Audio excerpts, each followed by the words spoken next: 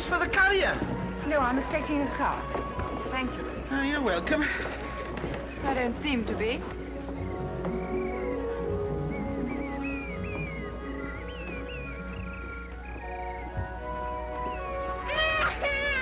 What's it no? What's the like of crying for? Get up, please. What do you mean? Who are you? Get up. Turn round a minute. You don't want this, do you? Anyway, it isn't yours. How disgusting. There you are, Mary, darling. The lady is quite finished with it.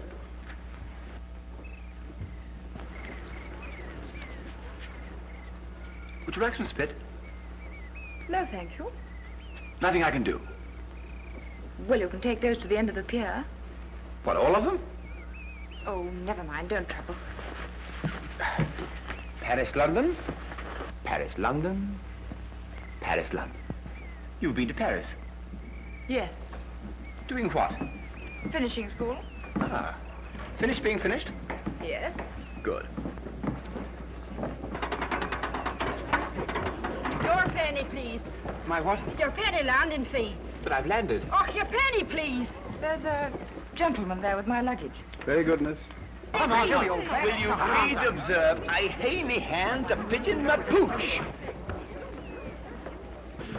What are you doing with these? Away, I'm Miss Victoria's driver. Oh, I see. Come on, let's get No, that is mine. Here you are. Miss Victoria? Aye. Victoria? That's a grand name. Oh, come on, penny, please. Hi!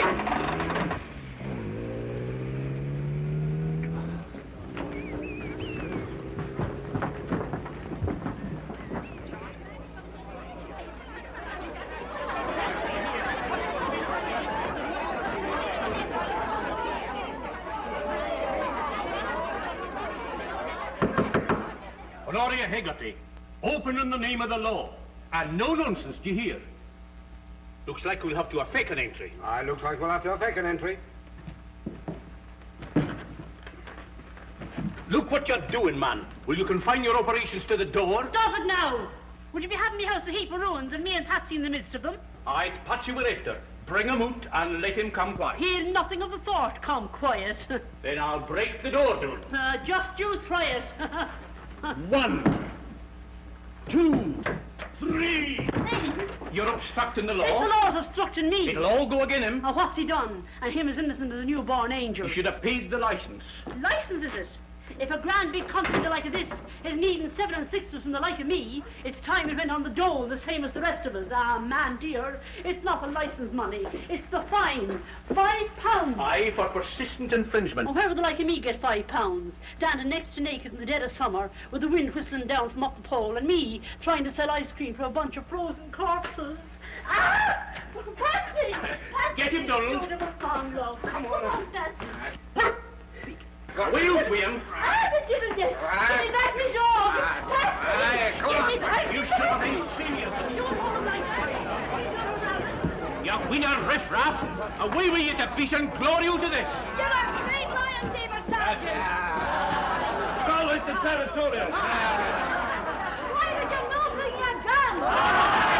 It's thieving, that's what it is. It's massacre. I'll have the law on you, so I will. Patsy, me lovely Patsy.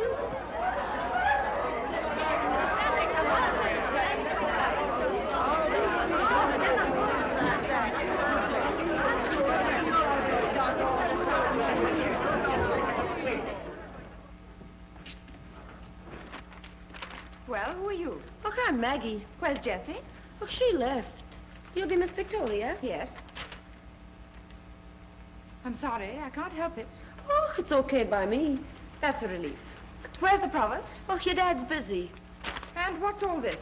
A football match? It's politics. He's in there with Baillie Callender. I see. Well, go and unpack my things, will you? Okay. And don't say okay. Righto. Oh, and tell me, why did Jessie leave? Oh, she didn't approve. Citizens of Beaky, in full confidence of your loyalty, I, your Provost, invite your presence at my inaugural meeting at the Town Hall, Beaky, on Friday next. Signed, William Girl. Good daddy, Callender. Aye, a bit personal. Well, that's it, don't you see? Psychology. Oh, psychology. Loyalty. Ah, it's a fine word. They can't resist it. Hello, Vicky. My dear. Father, Oh, it's grand to see you again. how are you, Baillie? None but you've turned into a great madam. Changed days since you fell into my pigsty. Yes, don't bother about pigsties now. We've got to get to that council meeting. Talking of meetings, you might have met me at the pier. Oh, I'm sorry about that, Vicky, but it was absolutely impossible. Your father's a busy man. There's great events portending. I'm standing for Parliament, Vicky. I know that. I've seen a few posters. But you don't know why I'm standing. You see, Vicky, these are exceptional times, and such times require exceptional measures. And exceptional men. Here, here. Being Provost of Bake is all very well in its way, but... Did you do this, Callender? Yes. Well, I've done my best for the place, tried to keep it up to date. I've built them a new town hall, a new swimming pool, the most elaborate public conveniences, a cursail for the tourists. I hope you haven't spoiled Bakey, Father. They said in the advertiser that I'm the best administrator in the country. Oh, I'm sure you're a great success. I should be. I work hard enough. Tomorrow, I'm opening the Croy Cattle Show, and I've my big election meeting at night. And the day after, now this is strictly confidential, Vicky, Lord Skerryvore is coming. Who's Lord Skerryvore? Why, the leader of the party, of course. Oh. You'll note that he comes to see the Provost. The Provost doesn't go to see him. Well, he knows I have the Caledonia League behind me. And it's not Bakey or Scotland, but Scotsmen all over the Empire. Aye, it's a big thing, a grand big thing. There's no saying how big it may be. If I pull this off, the time may come when I shall be listened to by the whole world.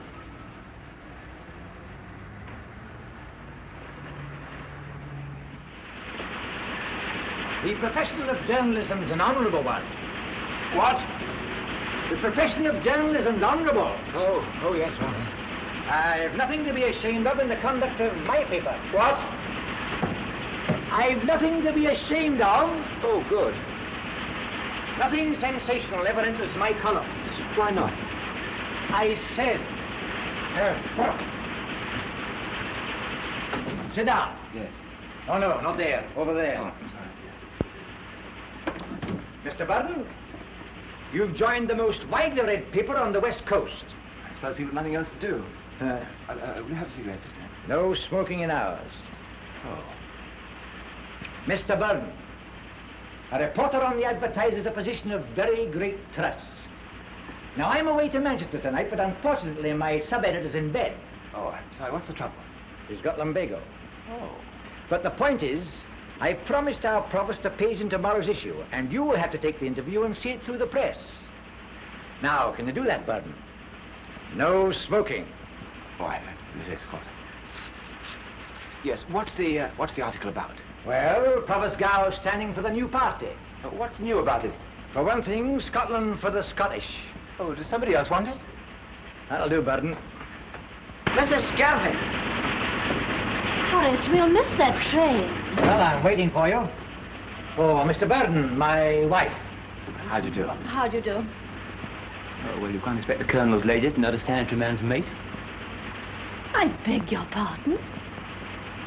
Oh, well, away over to the town hall. You'll just about get the Provost. Yes, the town hall, that ghastly erection opposite, isn't it? I'll have you know the Provost built that. Oh. Oh, well, then I'll take another look at it. What a little brat. He's English, I think. Well, that's away we'll miss the train. I'll look in on Willie and say goodbye. Oh, what for? Willie's lovely town hall.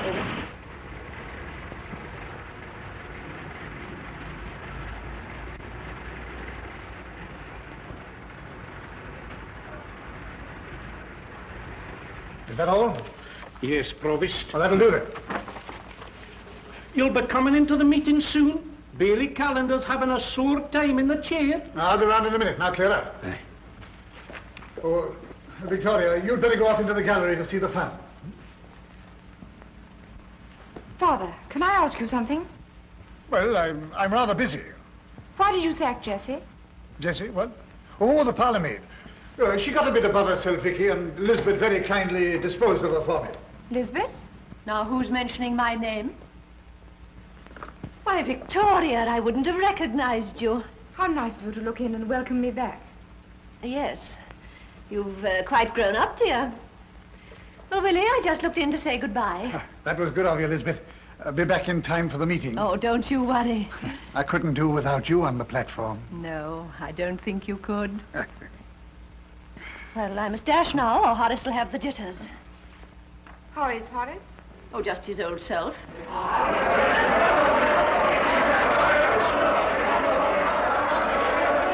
Now, gentlemen, please, you're wasting time. The Provost has decided.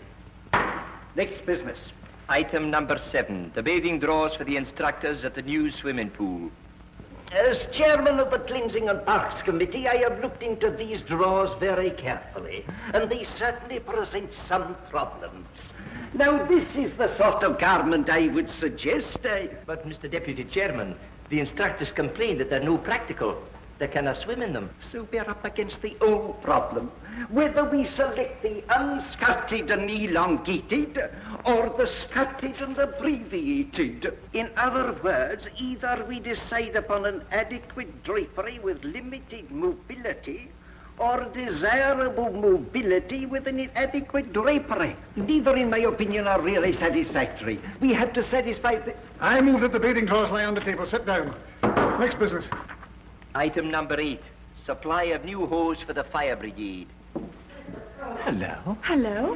What are you doing here? Oh, just getting up to date. She won't get that way here. This is a very serious matter. Mr. Syme, that's got nothing to do with the question. I move that the whole matter be postponed for further investigation. But, Mr. Provost... Will you kindly resume your seat? Next business. Overbearing sort of bloke, isn't he? Who? The headmaster. Mr. Provost, with regard to my objection to that disapproval... Don't bring that up again, please. You made a mistake. I don't think so. The trouble is, you don't think at all. Next business. She's not very careful. She's put in a corner and given 1,000 lines. Item here. I have an application from Ross, the stoker at the municipal laundry, asking for a rise at half a crown a week. On what grounds? The same old grounds. His good ladies presented him with twins. In my view, if we grant this application, we're only asking for a 4th pair of twins. Serve him right if he had 4 pairs of twins. But on second thoughts, thank the Lord he hasn't. Gentlemen, we've something more important to discuss than Mr. Ross's weekly milk bill. We'll hand the matter to the Ways and Means Committee. We will now discuss my scheme for publicising Bakey throughout the country as a tourist resort. You had copies of the detailed memorandum I've drawn up, and I'll assume that you've all taken the trouble to read it. Fellow gives me a pain in the neck. Oh, dear. Honoria, McKellar, where in heaven's name have you been? you can't come here. No, I can't do anything else. I can't sit here with my 2 hands folded in front of me like patience on a document. But they're about to adjourn. The Provost will be coming. It's himself I'm after. Oh, he won't see you, Honoria. He won't avoid it. Well, There was one important item that was no on the agenda. We're wanting your authorization for the purchase of new nasturtium plants for the orphanage. what happened to the old ones? Why, the orphans ate the seeds. Oh, they did they? Aye. I'll look into that, Mr. Thompson. Thank you, Mr. One moment, Provost. Mr. Provost, Your Honour. You know all about me, same as I know all about you. It is myself, Honoria Hegarty. Yes, Not a word now. I know what you're going to say. Don't say it. It's all very fine and large, and it's the law, don't I know? And I know you can't make exceptions. They tell me all that at the office, and I know it's all in the book of words, but it's what I'm telling you, it is all nonsense. Will you kindly stop talking and get out of my way? Listen, And Honoria. what more should I be listening? And him to talk to me Well, about all what do you want? reasons. Nothing. I was told I had to interview you. Oh, you're from the Advertiser. Do you mind coming home with me? Not at all. I'll wait till lieutenant to this lady. Your Honour, it's not myself I'm thinking of, it's Patsy. My little Patsy. He's the heart and soul out of me body, and I'm telling you no lie. If he goes, I go too, up to heaven among the blessed saints. And it'll be all your fault. If you annoy me any further, I'll have you locked up. Come along, Mr. Burdon, but Are you coming? Sure.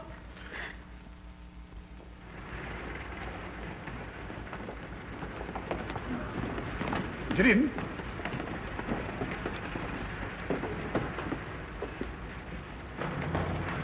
Go on, then.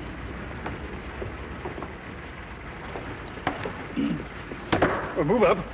Oh, this is my daughter, Victoria. Move up. How do you do? How to do? If you knew my Patsy, you wouldn't have a grin the like of that from east to west all over your face. Oh, I know him all right. What's that? You know him? Well, in a manner of speaking, he's lodging here with me. You're codding me. Look in the chest, Honoria.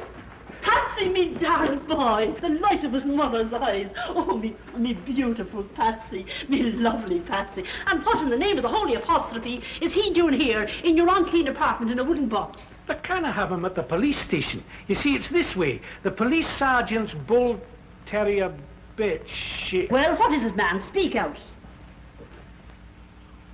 Oh, for heaven's sake. And seeing I'm the borough officer, I've given me the custody. Isn't he the fine little fella? Oh, he's that, Honoria. He eats like a weak woman. He loves his bread and milk for breakfast. Oh, I made him a nice bowl of rice. He's treating you all right, darling. Well, I feel kind of funny with the wee brute.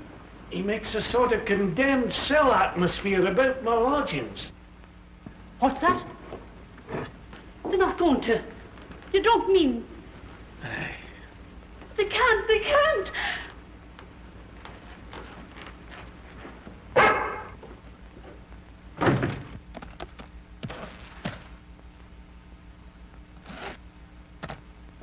Come along. Yeah. Sit down. Oh, thank you. No, not there. I hear you're turning politician, Mr. Gow. Politician? Statesman? Father wants to be Prime Minister of the first Scotch Parliament. Scottish, Vicky, Scottish. Help yourself to a Scottish and soda. I'll leave you to it. Hi, what's your name? You there? What? Oh, just a second, Mr. Gow. There's no call to be jumping about like a French poodle in this house. Sit down.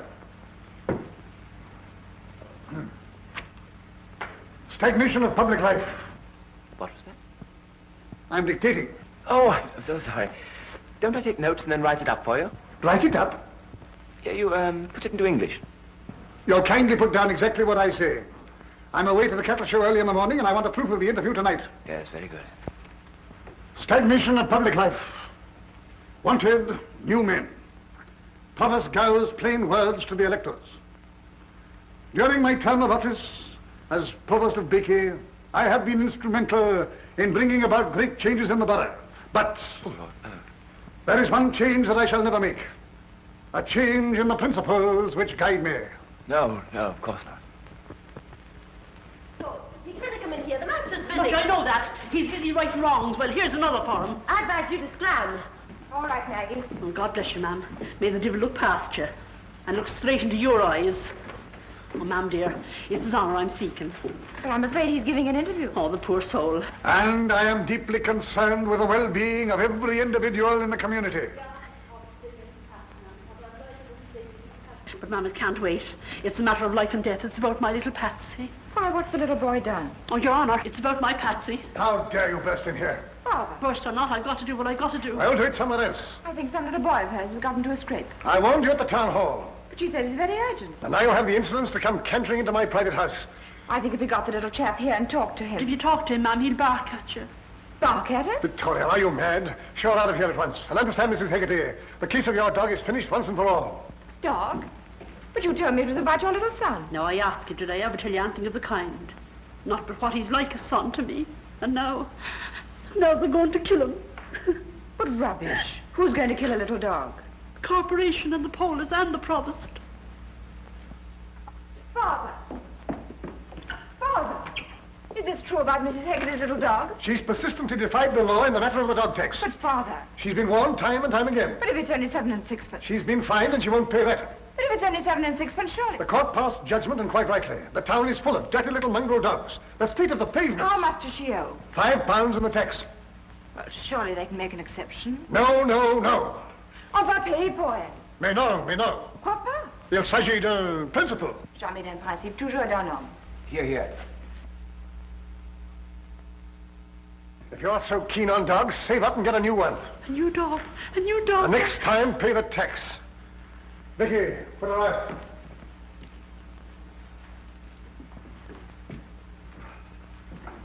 What was I saying before that unconscionable interlude? You were concerned with the well-being of every individual in the community. I am asking my friends in Baillie to give me an opportunity of applying these principles. I'll subscribe. What? Unless you want to settle on the quiet, of course. Do you mean for that woman? I wouldn't pay a penny on principle. Wouldn't it be advisable? Especially when you're asking people to vote for you. Thank you very much. Will you kindly mind your own business? I am asking my friends in Baillie to give me an opportunity of applying these principles. My Lord. Come along. No, you won't put me out. I won't. Will you get out? You won't put me out. Get out, I tell you. Blooming Irish tinker.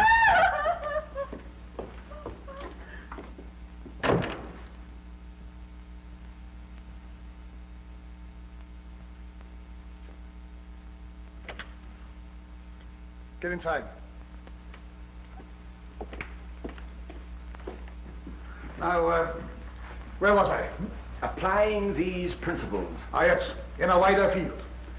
It is the realization that each unit in the state is a living, breathing soul. Will you get on? Living, breathing soul. Each with his own intense perception of his own rights and his own wrongs. A leader must have that strange sixth sense which enables him to see into the hearts of his people.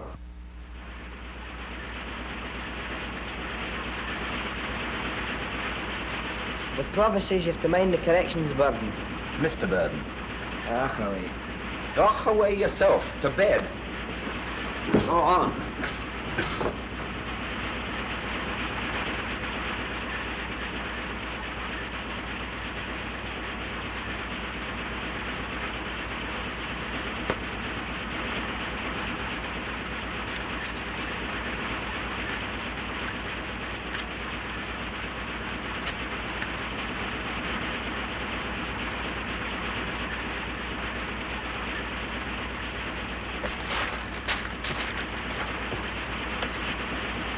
Here, are you going to keep the machines waiting all night? Probably.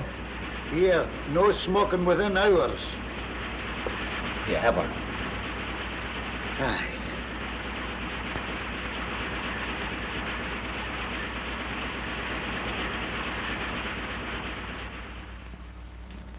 Oatmeal. The food of horses in England and men in Scotland. Well, where, sir, can you find such horses or such men? Mister. Sir, to you. Can you have some porridge? Ach, away. Did you write that? Listen, I've took a kind of liking to you, and I'm telling you, seeing you're new at the game, and I'm an old hand. Do you like these? British bacteria and what they do. You're daft. I beg your pardon. Nuts the court in English. You keep your dirty mitts off my breakfast. You're for it. Aye, smile. You'll no stand there with a smile on your face like a split melon when the boss and the gaffer gets after you. You're done for. Do you see? Done for. Where's the golf course?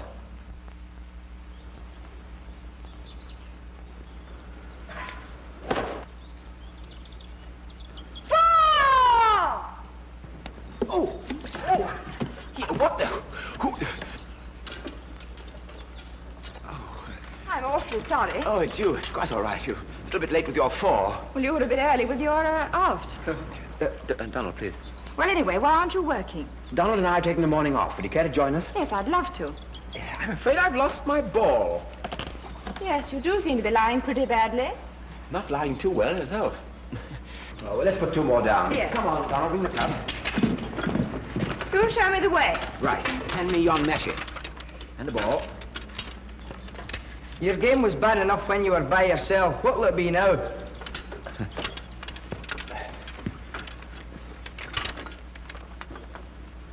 Sorry about that business of Mrs. Hegarty's dog. Yes. Still, something ought to be done about it. Yes. Oh, sorry. I'm trying to play. Oh, it's quite all right.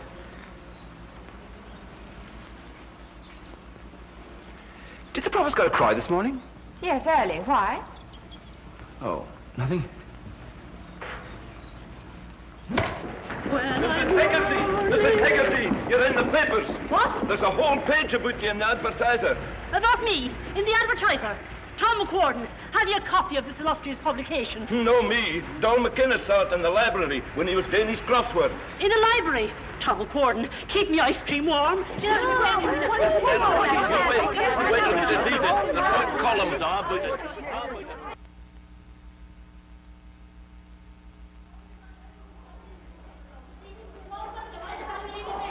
And I wasn't all about it. What's this? Order! You keep quiet. No. Oh! Daniel O'Connell and Kathleen O'Houlihan. If that isn't my name all over the page, in letters the size of a great whale itself that swims in the wide ocean.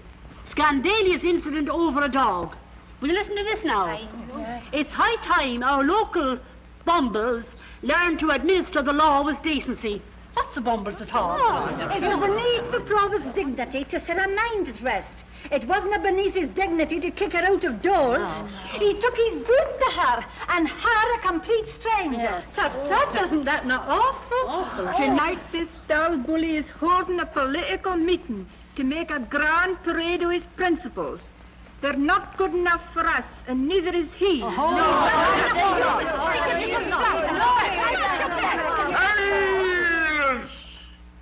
Silence! Silence in this room.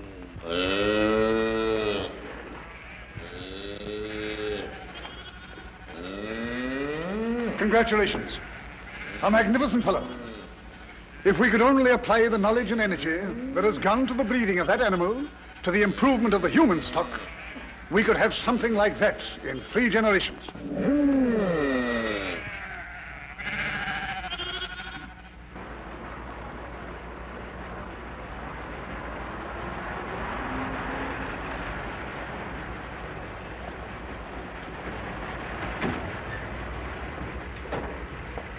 Well, thanks for the game. We'll have another when you've the time. Yes, I think I'll have the time. Victoria! What are you doing here with that man? You know Mr. Burdon. I'm one of the untouchables. I'll say you are. Haven't you heard? Something terrible has happened. Horace is off his head. Oh, no, Lisbet. Have you had the doctor? Oh, don't be silly. Drive me home and I'll tell you. And Horace will deal with you, you cad. Well, what on earth? Oh, get on, Vicky. What on earth will he be saying? Mr. Chairman, ladies and gentlemen, these are exceptional times, and they require exceptional measures and exceptional men. Pause for applause. Ah, my friends. Were you speaking? I was not. Must have been the differential.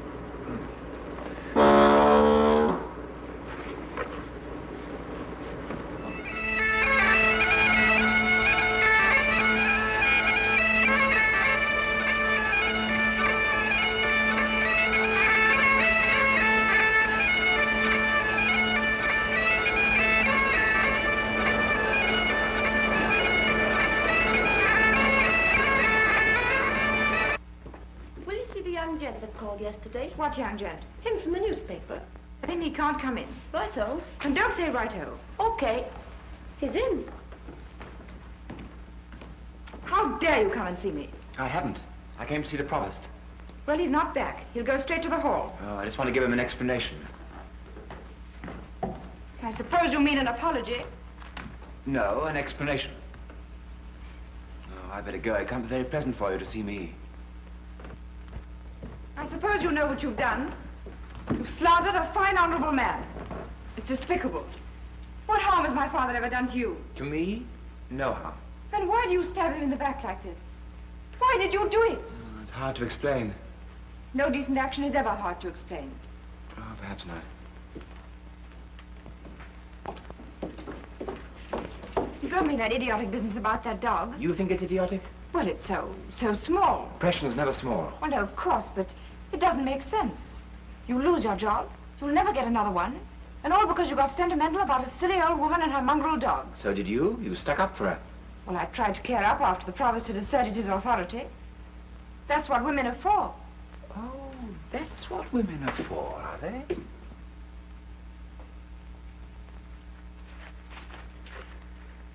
Why did you do it? Don't be such a mule. I'm trying to help you. Are you? Are you? Why? Well, never mind why.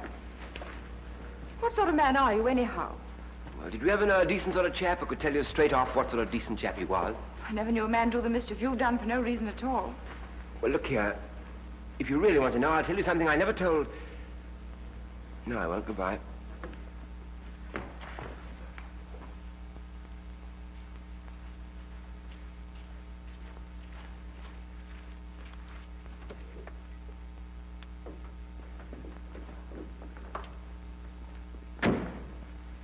Tell me. Well, when I was a kid, I lived at the foot of a steep hill. Carts used to go up the hill with heavy loads. Sometimes the horses couldn't take the loads and the carters used to hit them. On their flanks, on their bellies, on their eyes and nostrils. And one day I couldn't stick it any longer. I was terrified out of my life. I went for one of the carters. He just put the flat of his hand against my face and sent me spinning into the gutter. So I said to myself, when you grow up, you will hit out. Every time, no matter what it costs. And you've done that? Yes. Get in.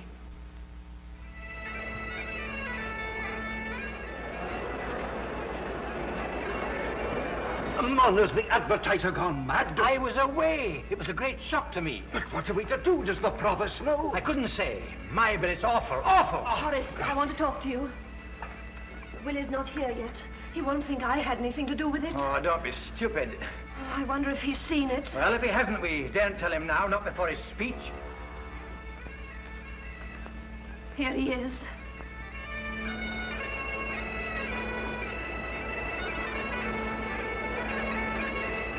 Swan! Swan! Hello, Vicky. Hello, Burdon. That was a good job you made of my interview. You made the corrections in the proof? Yes.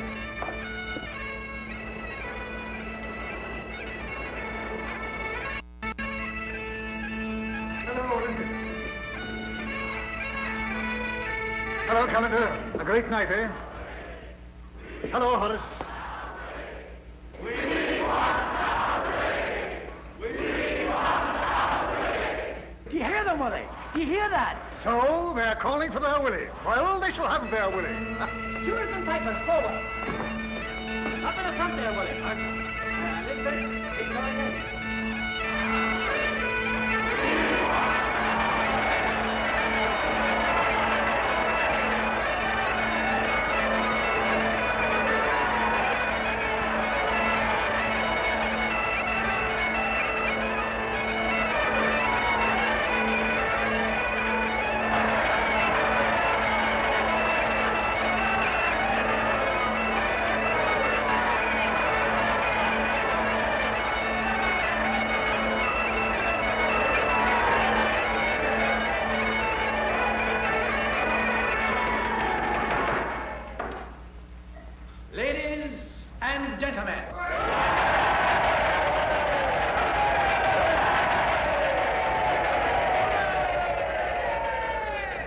Speaker tonight needs very little introduction from me. There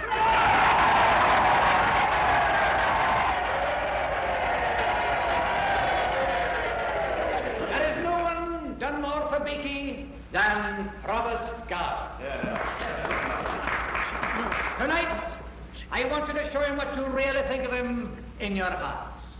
As Robbie Byrne so wisely said, oh, would some power the gift to give us, to see ourselves as others see us.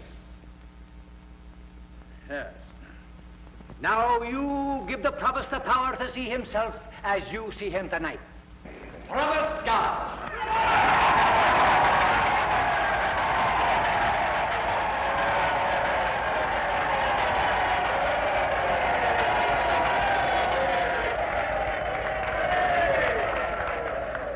Mr. Chairman, ladies and gentlemen, I think I may call you my friends. I'm sure I may call you my friends. For what is friendship but the will to do and the power to do the best a man can for those with whom he is associated? It is a sacred bond, a beautiful relationship, the matter with him, Skirving? A secret bond, a beautiful relationship. We live, my friends, in exceptional times. And such times require exceptional measures. Ah, my friends.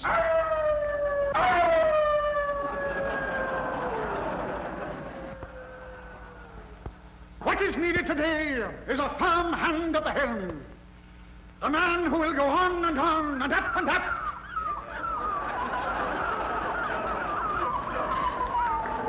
On and on and up and up. Always keeping before him the best interests of the whole community. It will be the duty of such a man to protect the oppressed.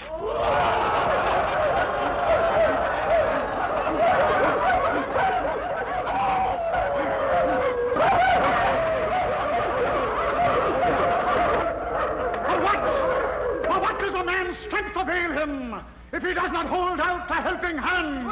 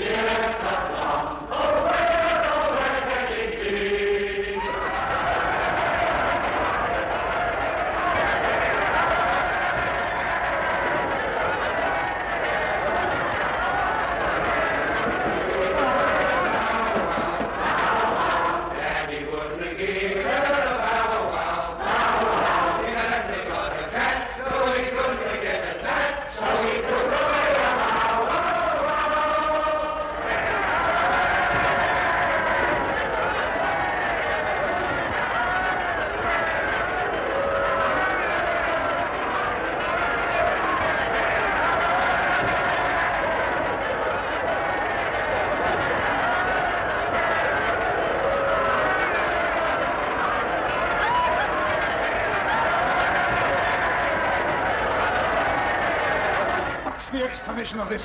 Well, I never saw the like in 40 years of Scotch politics. Scottish, man, Scottish. Who wrote this filth? I'm afraid I did.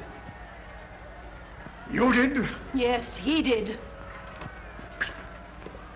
You treacherous little sneak, you dirty rat. Oh, Father, don't. What's the use? You keep out of this. Listen, Mr. Gow. You sniveling little thug. You see, Victoria, it's no use. Don't you dare to address my daughter. What, you won't listen to me? Listen to you, you putrid little hack-writer. Shut up. What did you say? I said shut up. Oh, Father, do stop. Victoria, I think you're the limit. Go on, Willie. Give the little bounder the hiding he deserves. Yes, by gad. I tell you what I'll do to you, you... Be careful, damn you. I'm rather good at this. Mr. Provost! Oh, Mr. Provost! The sergeant says, will you leave the building? Now, what do you mean? Of course I'll leave the building. Aye, but the sergeant says, will you go out for the back way? The back way? What for? The rowdies are getting out of hand.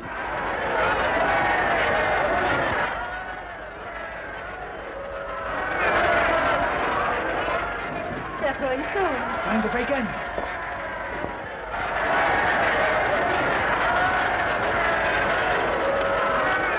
I'll show the rabble what I think of them. Willie, what are you going to do? I'll show them who's Provost. Go, Willie. I can't carry on like a lot of hooligans in my town. Provost. Father, don't you get hurt. I'll deal with you in the morning.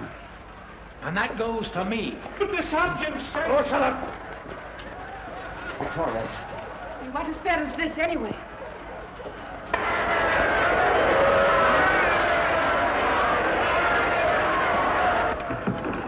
Open the door. But you can't show yourself out there, Mr. Gow. No, you can't show yourself out there. Open that door.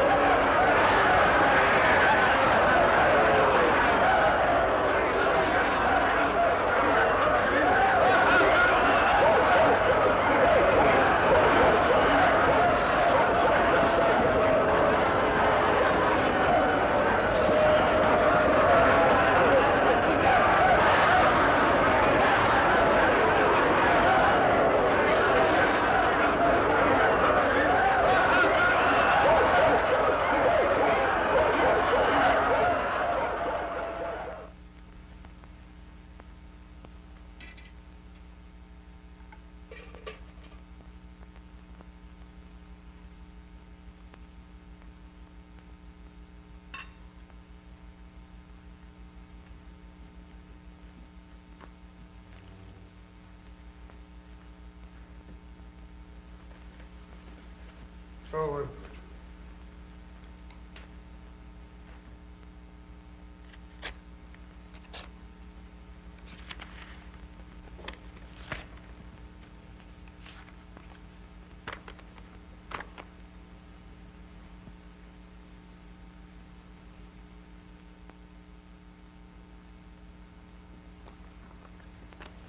Father, about last night. if there's one thing that I can't tolerate, it's disloyalty. Not content with playing golf with a fellow. Who told you about that? Lisbet, I suppose. Oh, she does know what loyalty is. Well, after all, it was before I knew about the article. It was after you knew that you brought him onto the platform. Well, how was I to know that people were going to jeer at you? Now, don't exaggerate, Vicky, please. And it wasn't the people. It was a put-up job organized by that unprincipled little skunk. More coffee, please. Mr. Burdon had nothing to do with it. Oh, he hadn't. Need nothing to do with the article, I suppose. I know. But I discussed the whole thing with him. You discussed it with him? Yes. This morning he writes to say that... Oh, he writes. How nice. Well, anyway, if you'd done the right thing, you would have paid the fine yourself. It's all rather trivial. Trivial? Look at this. In the Scottish edition of a London newspaper. Good heavens. Willie, have you seen this?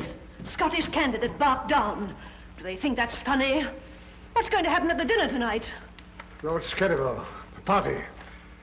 Something's got to be done and done quickly. Horace is taking Burdon round to your office. Good. I'll break that fellow. You'd better be careful. I don't think you know Mr. Burdon. Now, Mr. Burdon, I'm going to ask you a few questions, and I'll advise you to stick to the truth.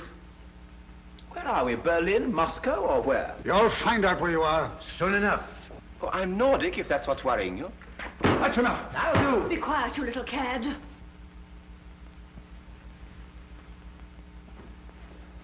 Come on now. How much did they pay you?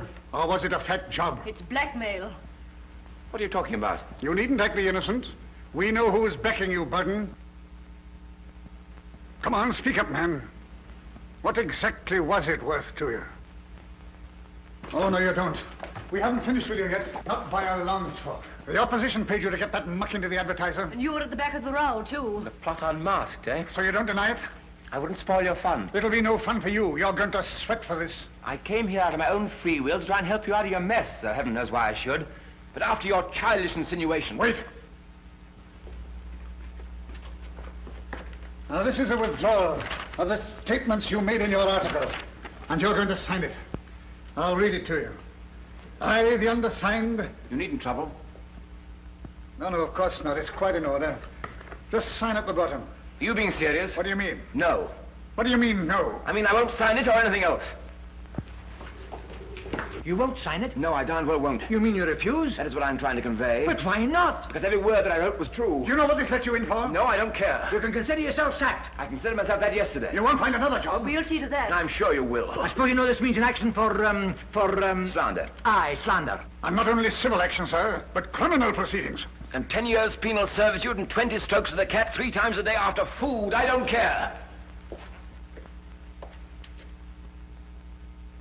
Listen, Mr. Gow. You're not a bad chap at heart, but you've got to remember one thing. The people of this country are the most long-suffering on God's earth. They'll put up with humbug, hypocrisy, shilly-shallying, and hardship. They'll pull in their belts if they think it's their duty. They'll go to the 4 corners of the earth and get blown to bits if needs be. But 2 things they will not stand. Bullying and cruelty. And if you've forgotten that, I'll make it my business to remind you.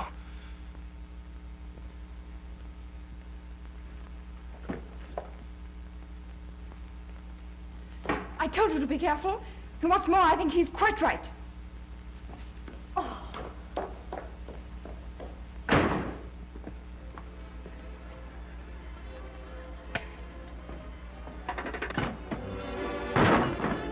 You are having fun.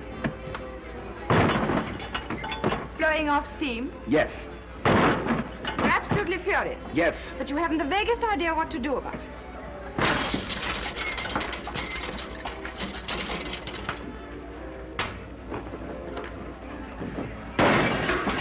Breaking china, isn't it? I wish it was his neck. Father? Yes.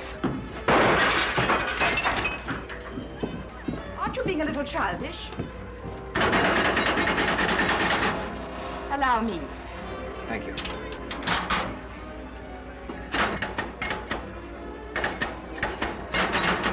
I suppose your pride's hurt at anyone daring to suspect your motives. You must admit it's a bit hard for any ordinary person not to think you were bribed. Don't break this one.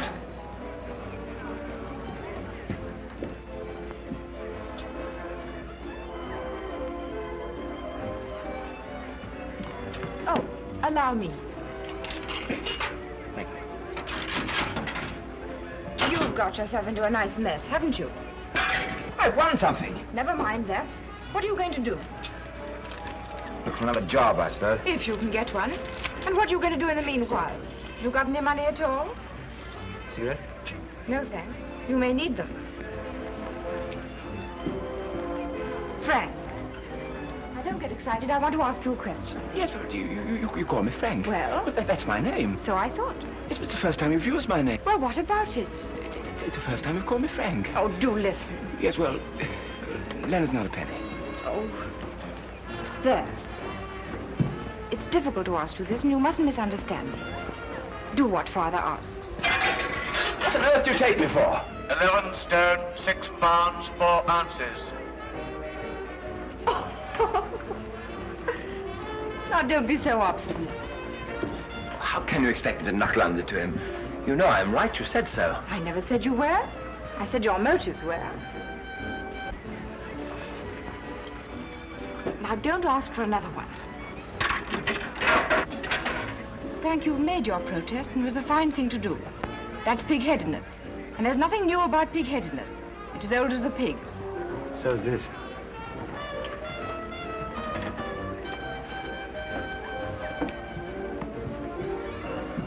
Frank, be generous. Generous? You dealt Father a pretty hard knock, you know. You made him ridiculous, which was the worst thing you could do. Why not call it a day? What about Patsy? Well, put it this way. If he behaves decently to Mrs. Hegarty, you'll sign the withdrawal. Supposing you won't? He will. He may break his word. Then we'll both tell the world what we think of him. Both? And you're in this with me. It's a deal. It's what I'm telling you. It's stamping me face in the dust they are when it was rising to the stars, with the people buzzing around like there was bees around the honeysuckle, and me selling ice creams as if they were hot dogs.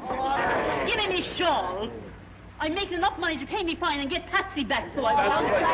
Oh, Mr. Burdon, Your Honour. They're after arresting me goods and chattels. What's happening, McKellar? They're seizing our goods for debt. Who are? The authorities. Oh, this is fantastic. Oh, it is that. And they're doing in the wee dog tonight.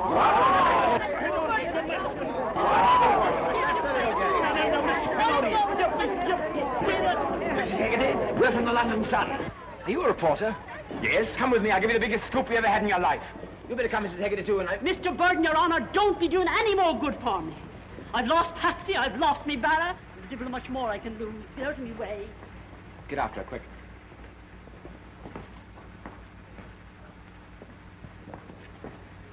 If your father thinks he's going to get away with this, he's made the biggest mistake of his life. Don't you wag that thing at me. The deal's off.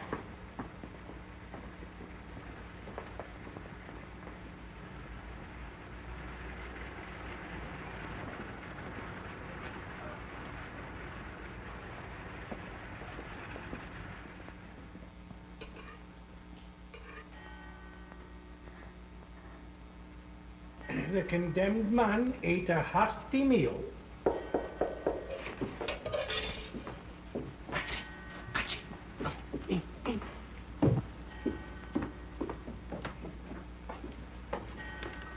Honoria. It's myself. I've come to say goodbye. You didn't say that you were leaving us. It's goodbye to Patsy Yomadon. Well, step on it. Well, we're coming for him.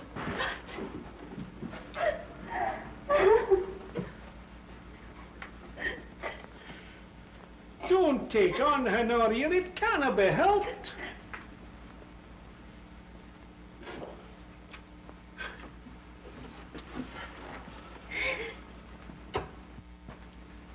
There he lies, as if he was in his coffin. Aye. I'm real sorry, Honoria, but you ken how half the ills we do in this world are at the bidding of other folk. That's the truth. Aye. What do you say to a wee drink? Come on, they're open. No, Honoria. In return for your kindness. And leave Patsy. Ah, he'll be all right. You can lock the door. Nobody'll know. We'll drink to his dear departing spirit. Sure, it's only common humanity. Well, I'll get my keys.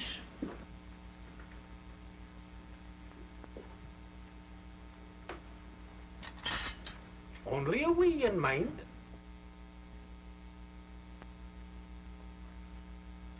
Mind this, Honoria. The lethal chamber's you mean. Just that. You mean. I'm seeking you, McKellar.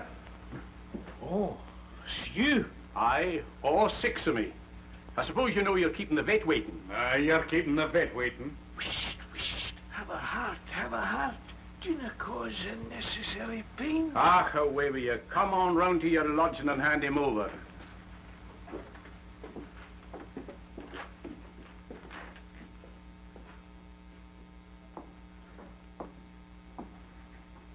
Is he all right, Your Honour?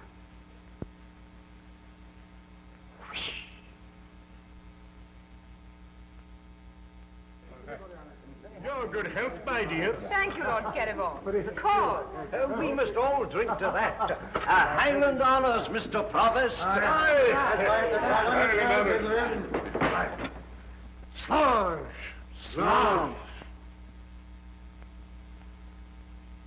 Upstairs. Where's Legend? Very nice time.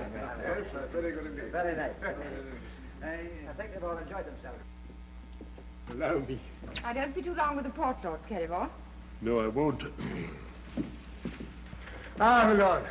Bring the cigars, Horace, will you? Come over here, my lord. Come over here and finish your port in comfort, will you? Thank you. Come, my lord. Thank you. Cigar. Thank you, Horace.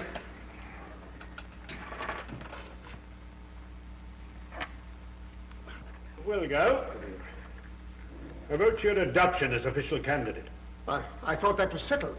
Yeah, I'd hoped it was, but tell me, what's all this about a dog? I don't understand.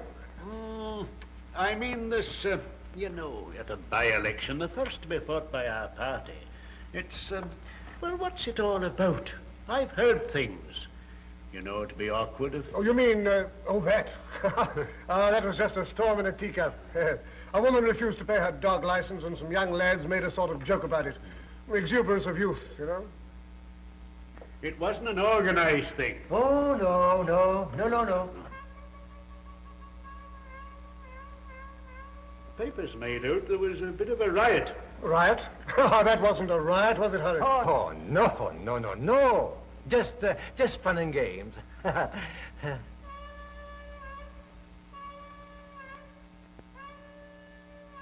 Might I have a drop of whiskey instead of this port? Why, of course, my lord. Please do, my lord. Please do. Please, help yourself, won't you? Thank you. I understand you're very highly respected in this neighbourhood, Mr. Gow. There's no man more respected than the Provost. If you understand me, his word is law. Now, in the development of Beaky, he... Popular, too? Extremely popular. Well, popularity's a tender plant. The tactless handling of a situation might be the end of us. But I've told your lordship the whole childish affair is finished and done with.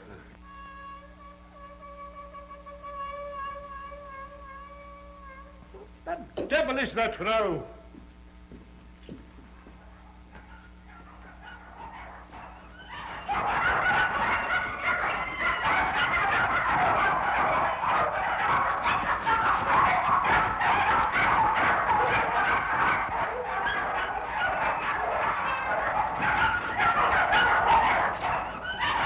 What's the meaning of this tomfoolery? Well, really, my lord, Willie, Horace, Father, what is it? Hold that, please. Thank you. Thank you. What's all this? What's that photographer doing here? Mr. Provost! Mr. Provost! Oh, Mr. Provost! He's gone. He's gone. Who's gone? Patsy, Mr. Provost. And who is Patsy? Mrs. Hegarty's lord, your dogship. Home in a teacup, eh? Exuberance of youth, eh? Popular, eh? Call my car.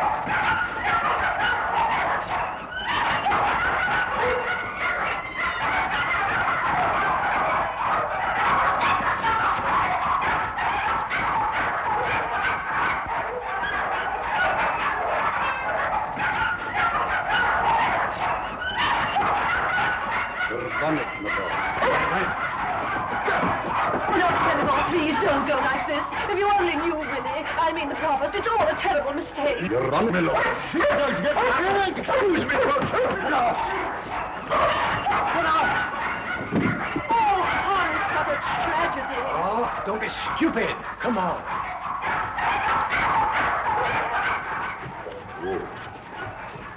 Oh, hello. I never want to see you again.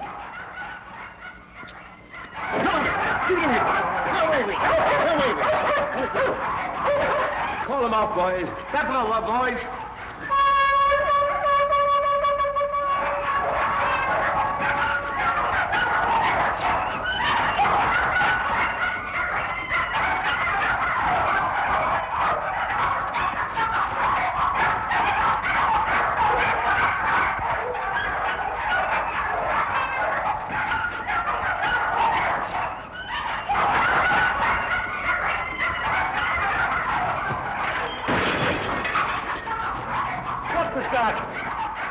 Don't take it too hardly. We all know what you feel. That's just what you don't. None of you understand, Willie. Lisbet. And you're worse than any of them. You've worked against your own father, carrying on with that rotten little bounder. Lisbet, control yourself. And you're just as bad. You're jealous of him because he's a man, and you're just a miserable fish. Oh, Lisbet, dear, you're upset. Step away, don't touch me. Oh, Willie, my darling, my love, they can't do this to you. Here. What does that mean? It means that I'm not wanted in this house.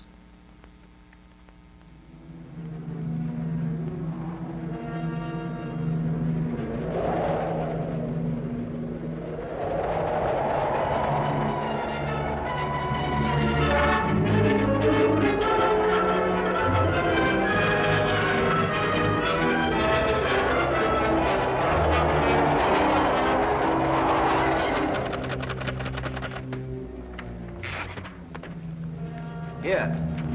There's your first installment. There's yours. Do you think I'm doing this for money? Take it away. Oh, I want a couple of quid to live on. Don't be an ass. Why should the son get all this for nothing? Here, take it away. Give it to anyone you like. Give it to the Royal Ophthalmic Hospital for myopic Pekingese. Give it to Mrs. Hegarty. You're the procurator fiscal, you're the public prosecutor, aren't you? Yes, but I Then don't you'll see... do your duty, man. You've got to prosecute. Yes, but on what charge? Well, find a charge. That's your job. Mr. Burdon, I have a warrant for your arrest. I must ask you to come with me. What for? Here, you can't do that. What's the charge? Let's see the warrant. Come quietly now.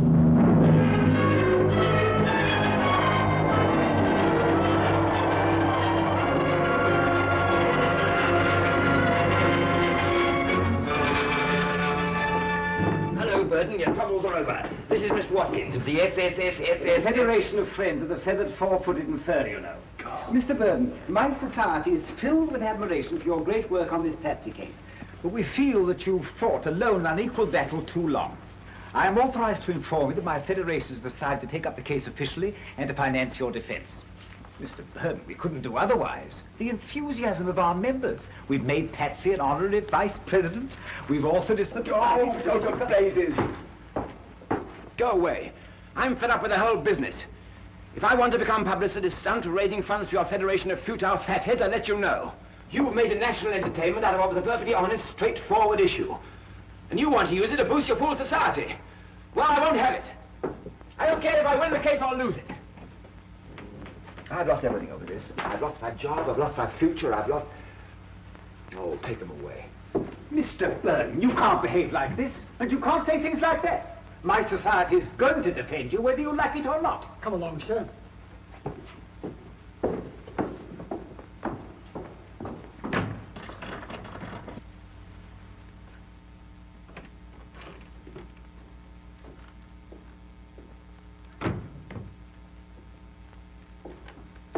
It's downright incontinental, so it is. To see you gazing there at nothing, as if you were Columbus taking his first look at America, and the dear heart of you broken at the sight of it. Come on, man dear. Don't be refusing the help of others when the sorrow's on you. And stand up for yourself to his honour the sheriff, the way you stand up for others, the widow and the orphan, the poor and the needless. Listen. I've caused enough trouble. I'm through. I don't care what they do. I don't want to win the case. I don't want to do anything more to hurt Miss Victoria. Now, that's the great boy you are, Mr. Burdon. And it's the great gift for writing you have. Did I tell you I had the article framed? It's up on the wall between His Holiness and the coloured enlargement of poor Hegarty that was.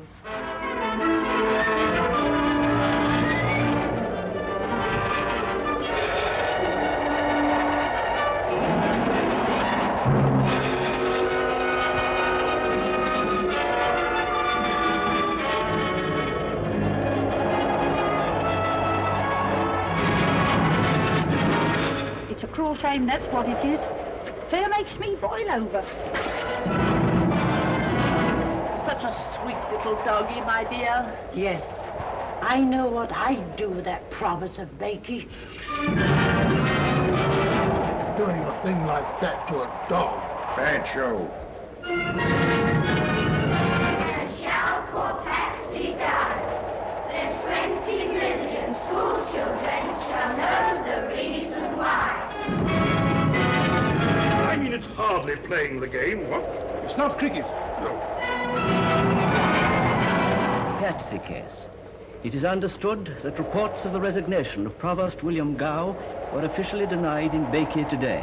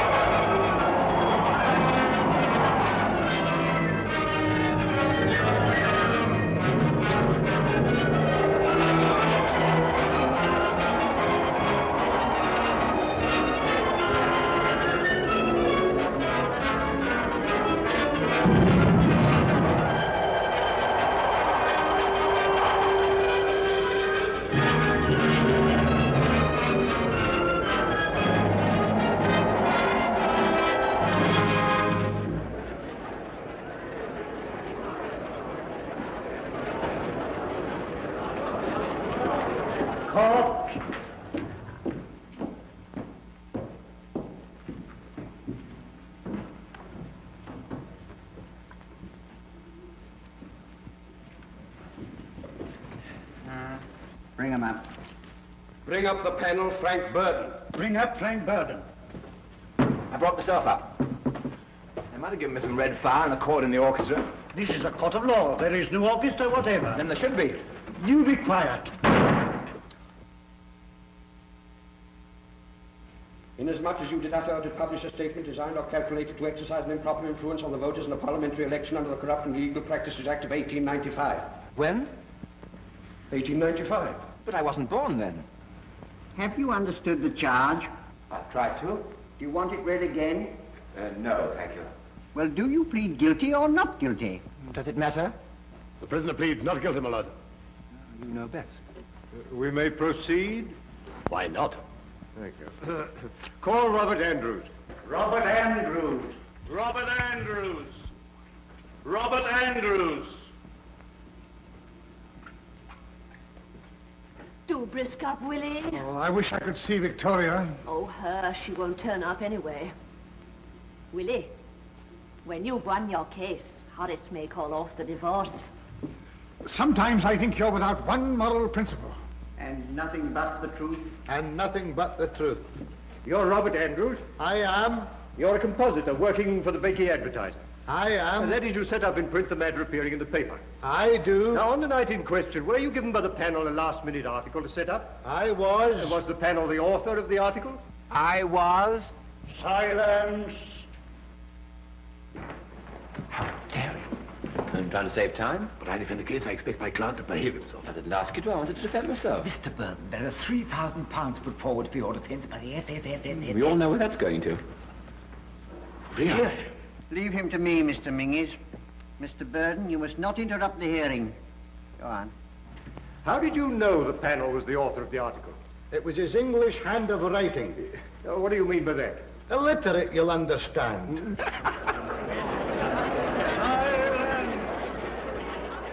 I understand you had difficulty in deciphering the article. It was practically a physical impossibility. You're quite sure you set in print what the panel wrote? Of course he did.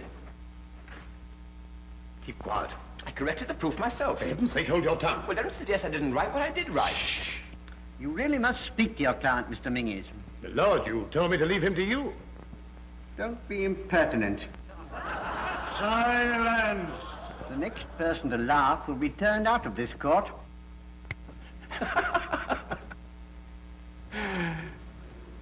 Yes. Vicky. Why, I thought you weren't coming.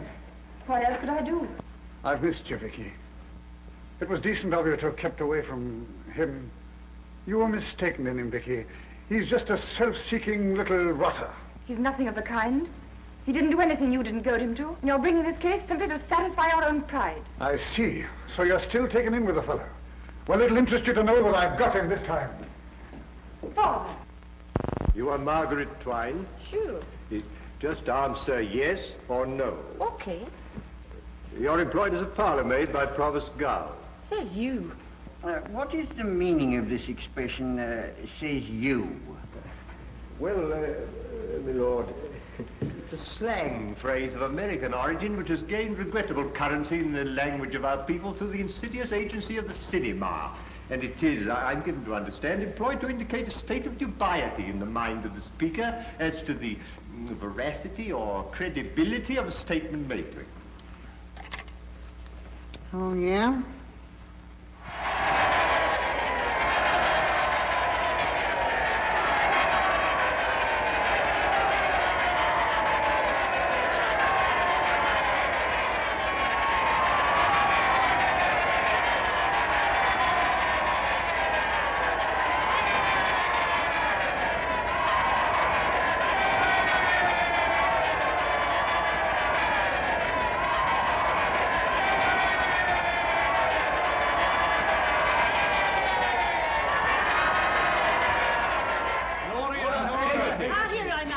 Don't be raising the roof. The court's waiting. Where on earth have you been? Sure, I had to take my Patsy out of a nursing home. The publicity got on the nerves of him, and he's had to have a rest cure. You're lucky not to get 6 months for contempt of court. Well, I don't know about the 6 months, but I've got the contempt all right. That I will tell the truth? Tell the truth. The whole truth? The whole truth. And nothing but the truth? Nothing but the truth. Thank you. Thank you. Your name, I believe, is Honoria Gaker, or Hegarty. Ah, make up your mind, man, which it is. Hegarty it is. Yes. Now, on the evening under discussion, you paid a visit to Mr. Gow's house. Clydeview McCullum Road. I did it all. You've cause to remember that evening. Cause, is it? And the foot of me back hitting every step. And I was a great large bruise, the colour of a rainbow in the sky. It's not faded away yet. Look, if you could only see it. Yes, well, never mind about that. Oh, it's easy for you to talk. Couldn't I get in, please? Was you involved in the case? Yes, but I... Nay, I'll hate to wait till I ball you out. And now we come to the evening of the canine demonstration at Mr. Gow's house. Now tell me, on that day, did the accused express animus against the Provost? Sure, all the animals in the length and breadth of the land is against the Provost. Yes, thank you, that'll do. Mr. Mingies, do you wish to question the witness? Certainly not, my lord. Indeed, I've been waiting with all the patience I can muster to hear why the Crown has called this rather irrelevant lady. Oh, Patsy. Did you hear what he called me? Yes, you must stand down. God bless your honour, and her ladyship, if so be there's such a lucky woman as to be wed to your holiness. Michael Cassidy. From his rub to his shoulders, he's a taste of the sheepdog, but he's got the muzzle of a setter and the ears of a cocker spaniel. And he's a wise look on him like an Irish terrier. And he's a soldier-like tail like a Pomeranian. And he's got the sad, noble eyes of a poodle. In fact, he's not so much dog as an epitome of all the dogs that ever ran round this world on four legs. Yes, but what's he worth? 6 and 8pence. My lord, what has this to do with the case? I'm establishing motive by a process of elimination. Must you eliminate the entire population of the British Islands and the Irish Free State? My lord, I object to this witness. I don't. What did you say? I said I'd no objection. Are you going to keep quiet? Fairly, not altogether. I'll abandon the case. Good. Really? My lord. Now, Mr. Burdon, you mustn't speak like that, you know. I realize you're a very young man, and indeed I sometimes fail to fathom the younger generation. They seem to have no balance, no stability. What with swing music, automatic gambling machines, and the encouragement given to idleness and loose living by the British Broadcasting Corporation. What are you laughing at, Mr. Mingies? Was I laughing, my lord? You made a sort of gesture with your features that I've always taken as an expression of amusement. I'm unaware of anything amusing in what I am saying. I hardly fancied you were, my lord. Then perhaps you'll refrain from cachinnating until you find yourself in a more suitable place for that exercise. With all respect, your lordship misapprehended the exact nature of the gesture to which your lordship was pleased to refer. As a matter of fact, I was stifling a very insistent yawn. Indeed, Mr. Mingies? Perhaps your lordship will now revise your pronouncement as to the suitable place for that exercise. If you wish me, Mr. Mingies, to recount the uses for which this place is suitable, I'm quite prepared to do so. For one thing, it is suitable for the exercise of your undoubted talents as defending counsel. Talents which I may remark I've not observed to be conspicuously employed on this particular case. My lord, your lordship's opinion of my poor capabilities, expressed, if I may say in all sincerity, with a terseness and clarity that are a credit to the Scottish Bar, has left me with no alternative but to withdraw from the case. I have been grossly insulted. Good morning. But, Mr. Mingies... Silence! And now, my lord, may I defend myself? Well, I can't stop you. You may leave the dock to consult your solicitor. The good name of the... Don't spit at me, sir. But, Mr. Mingies,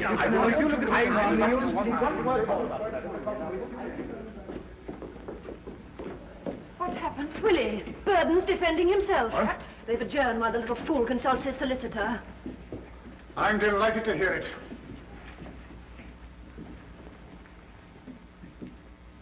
Hello? Hello. Vicky. Nice of you to pop in. I thought you didn't want to see me again. This is the public court, isn't it? Oh, I see you've come to see me hanged. Well, it looks like it. You seem determined to throw away your case. Well, it's my case, isn't it? Oh, don't be a fool, Frank.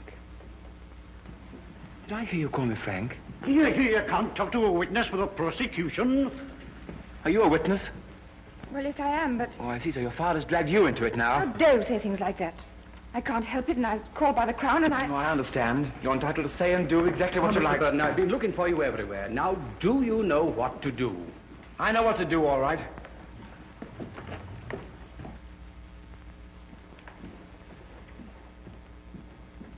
Father, I beg of you, don't go on with this case. Well, of course I shall go on with it. At least I won't. It isn't my case. But the Crown will. The court sensation. The law has been set in motion, and the law must operate. I intend to be vindicated. Oh, but Father, you must listen to me. Don't take any notice of her, Willie. William Gow. William Gow.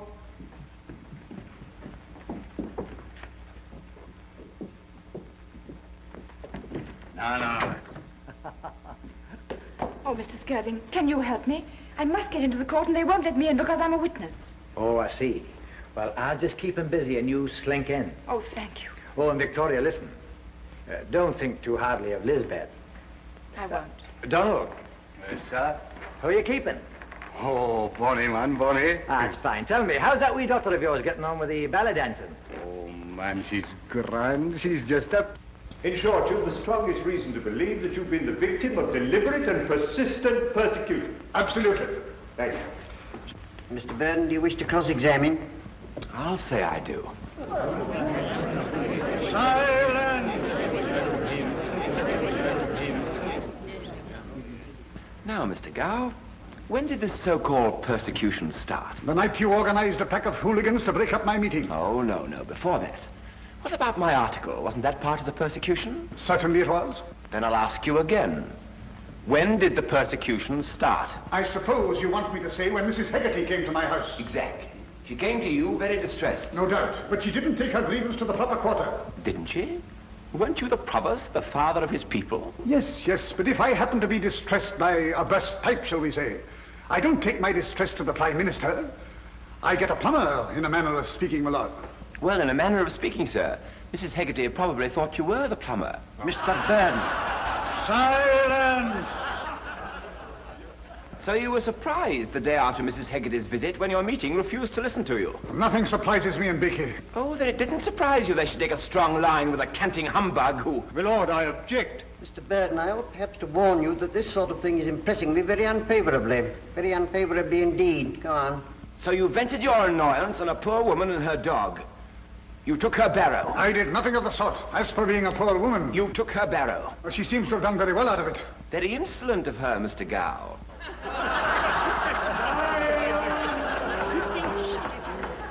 Look here, why do you suppose the whole town turned against you all of a sudden? Because you deliberately set yourself to make trouble. What do you suppose my motive was for that? How should I know? Self-advertisement, I should think. I did it because I'm an ordinary sort of man. And when I see a bully and a coward... Behave yourself, Mr. Burdon. You're throwing away your case. I'm trying to get at the truth. Why can't he be a man? Why does he go sneaking round persecuting widows and little mongrel dogs? Lord, I object. For your own sake, control yourself. I'll stand up to anyone who hits above the belt. Who hit you below the belt? You did. In what way? You wormed all the way into my family circle. Stop that. I won't have your family circle mentioned in this court. You won't have it. If you'd shown a little decent feeling earlier on... Stop. What's all this about Mr. Gow's family circle? Ask him. My lord, the reference must be to Mr. Gow's daughter. She's a witness of the prosecution. Yes, my lord, that's the sort of man he is. Mr. Burdon. But it's scandalous. Be quiet, sir. I won't be quiet. I'm calling her next, my lord. No, you're not. Silence! Come out here, you.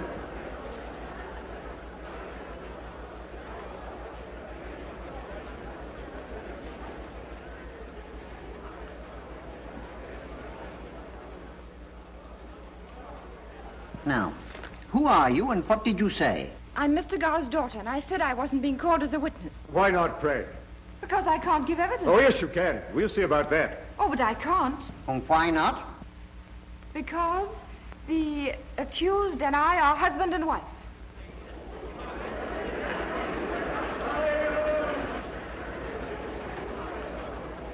But is this true?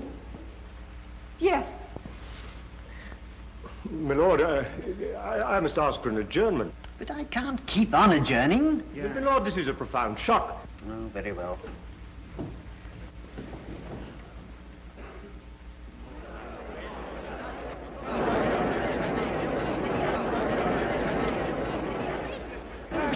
Wisht. They're married. Hey, and a wife can't give evidence against her husband. That's the law. Send Mr. Burdon here at once. You can't do that, sir. It's most irregular. Do as I tell you. Oh, Vicky. I tell you what, Willie. Oh, don't start yammering at me. You've done a nice thing. Well, I asked you not to go on with the case. Why didn't you tell me? I can't have a son-in-law serving 6 months. You sent for me?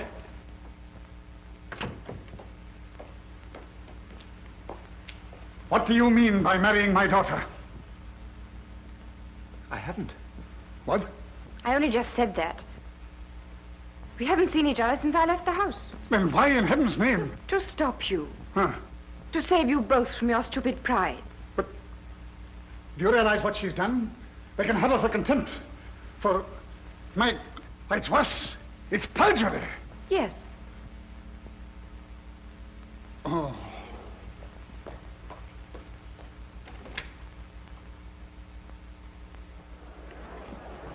Stop the case. What? I can't stop the case, and I won't stop the case. Willie. You've insufficient evidence. Oh, very well. I'll put you back in the box. Willie. No, you won't. No, you can't make a fool of the crowd. You can't force me. And you can't bully me. You go back in that box. Go along, girl. Very well. Willie. Oh, go to blazes, woman. Horace. He called me a woman. All right, my dear.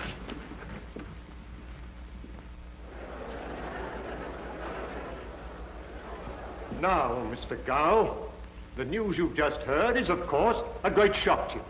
No. But do you mean to tell the court that you condone this maneuver on the part of the panel? Yes.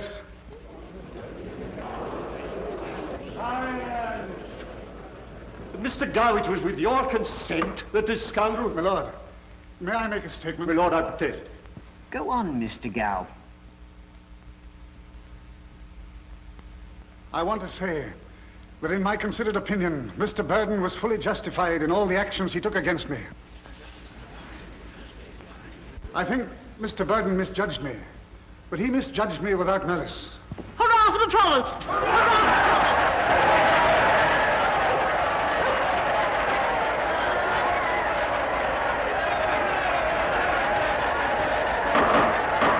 Clear the court! Clear the court! Clear the town! Clear the town! I hadn't fully realized that a public man is apt to get above himself. I'm grateful to Mr. Burdon for bringing me back to earth. In regard to Mrs. Hegarty and her dog Patsy, I forgot to apply one of the great principles of my life. It is this. It is only the realization, the sympathetic realization, the deeply sympathetic realization that each unit in the state is a living, breathing soul, each with his own aspirations, each with his own peculiarly intense perception of his own rights and his own wrongs. A leader must have that strange sixth sense that enables him to see into the hearts of his people, to feel in his own flesh and in his own blood the wounds and distresses they suffer. To a leader, even the least of his enemies